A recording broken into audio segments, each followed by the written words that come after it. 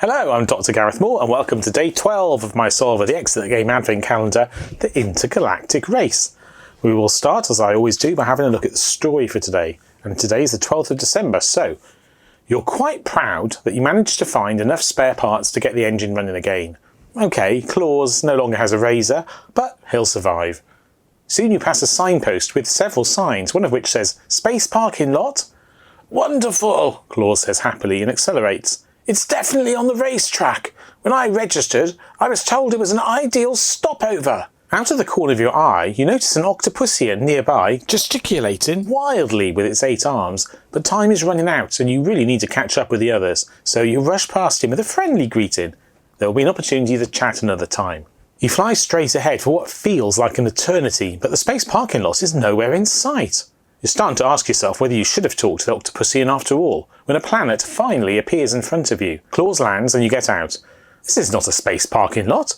You find yourself in a dense jungle. The air is humid and heavy. You're fighting your way laboriously through the house-high plants when suddenly you're surrounded by grim-looking warriors. Are these them? They don't look that grim. They point their spears at you, threateningly. The warriors talk to you agitatedly, but you understand barely anything. All you can ascertain is that the situation is dire. The warriors seem to insist that you carry out a task involving stone tablets. They give you 4 of them and don't let you out of their sight. Obviously you're supposed to do something with them. And then we have 3 jigsaw pieces, A, B and C, which are brown, yellow and orange. Now open door 12, behind which you will find 4 strange items. Puzzle. And I don't think that there's anything on the back from what it says. No, there isn't. So I guess the next thing to do is to open the door of the calendar. Alright, so day 12 is up here. Let's have a look inside that door. And we are expecting 4 puzzle pieces, very much in quotes. Well, this appears to be 1, but no, look, they'll push out. I think there's going to be 4. And inside the room, oh, there are numbers on things. We'll have a look in the room in a minute. But first of all, let's have a closer look at this. So, well, there's certainly brown, orange and yellow tiles, so they correspond in some way with the jigsaw pieces. And I'm guessing I don't need the frame they're in, just the pieces themselves. So let's push them out. Get rid of that. So, are we assembling some sort of jigsaw? Do they fit together? I think they probably do. In fact, let's do that first, because they do seem to fit together quite nicely. Maybe they fit together in lots of different ways. Perhaps the puzzle here is that we are assembling... I think the yellows are going to fit together as well, aren't they? Perhaps we are assembling them in 3 different ways to make 3 different images, but it will hopefully become clearer if we look in the room. Alright, so there's another one of those belligerent natives, or whatever adjectives it was copiously spewing on them. There's a 5 with a cat, a 3 with a crocodile, a 1 with a bunny rabbit, a 6 with a spider, a 7 with a... That's what we've got here, isn't it? That orange is a 7, okay, fine. So I think we're making 3 pictures of the pieces we have, and then finding the corresponding animal in the room to get the number for it, because a reminder that every day we are looking for a 3-digit code to work out where our next otherwise unlabelled door is. So, alright, well look, we've already assembled the orange one, which is at the top there, so that's definitely a 7. So orange is 7. So let's just make a note of that. Orange is, oh, that's the last one, orange is 7. Alright, so either that or possibly that is the orange bug. And that sort of looks like, the brown area looks like a rabbit, I think, kind of.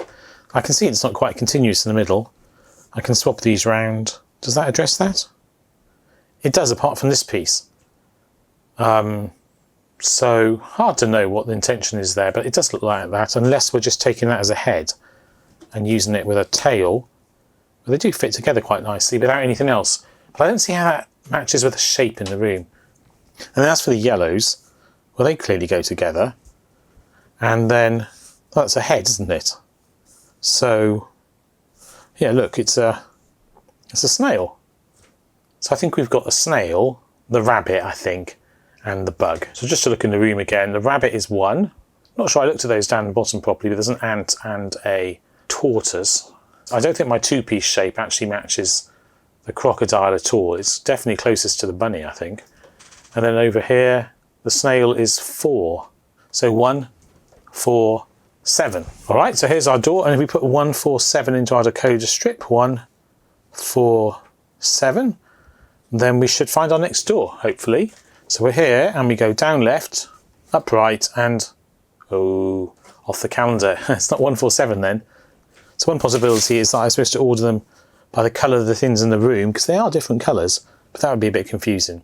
Surely I'm ordering them by the colour of what I assemble. Or perhaps it's not the bunny rabbit then. I mean, I think orange is definitely the beetle, because we've assembled that very nicely. And I think B is definitely the snail. I feel those are pretty confirmed. What else is it if it's not the rabbit though? Because the rabbit has sort of bunny ear things here. If that's not the bunny, what is it? Alright, so back to the pieces. So I did hypothesise briefly that this might be the crocodile, because I put these two together, although it doesn't match the crocodile in the picture, because the crocodile in the picture has a closed mouth. I mean, obviously it's intentional, that looks like the bunny, I think. So it's a bit unfair if it's not that. I guess I could put these in the middle. Maybe I can put these in the middle. Perhaps I am actually always meant to match the whole picture. But then if so, that doesn't... Well, it would if I rotate it though. No, that's not true because of the yellow at the top. But, yeah, I mean, okay, I've made quite a long crocodile there. I think that could just as well be a crocodile as a bunny. Well, there's the crocodile. And I mean, it could be a crocodile. Doesn't exactly match the picture. There's the bunny, and it's definitely got like a big curved back, whereas the bunny I assembled had a sort of very stylised back. All right, so instead of the 1, we would have 3 for the crocodile.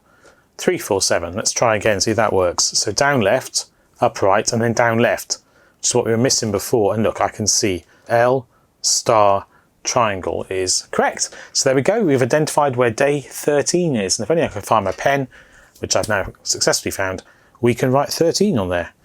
And look forward to solving the calendar tomorrow. Well, there we go, hope you enjoyed that. That was quite fun, I think. I reckon I could have done that a bit more smoothly, because was the bunny ever that likely? I don't know. So I guess that's an entirely deliberate red herring, and it worked on me, that's all I can say. There we go. It's done. You might also fancy checking out my other advent calendar videos, or possibly having a look at some of my books, but otherwise, until I see you in one of those videos or tomorrow's Exit the Game advent calendar, all it remains is me to say take care and goodbye.